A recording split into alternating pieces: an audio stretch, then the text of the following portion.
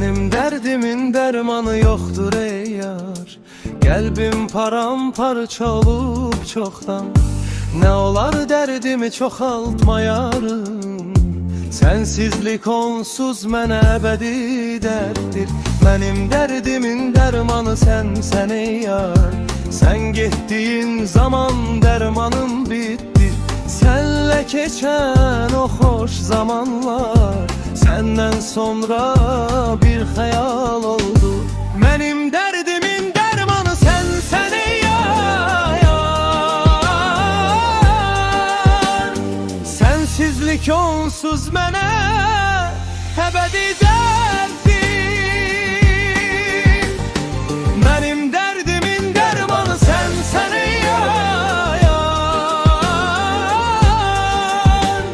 Sensizlik onsuz mənə əbədi dərdir.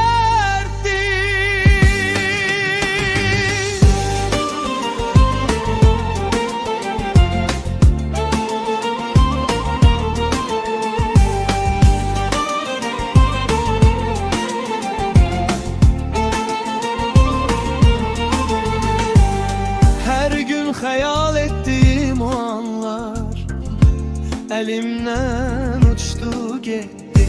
Senle yaşanacak hoş zamanlar indi kalbimde büyük dertti. Benim derdimin dermanı sen ey yar. Sensizlik onsuz mənə əbədi dərdir.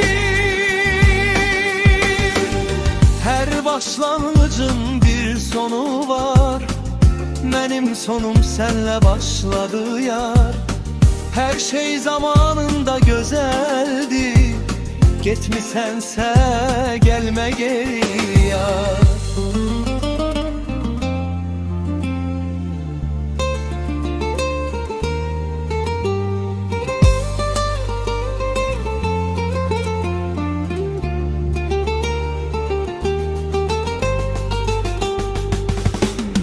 Benim derdimin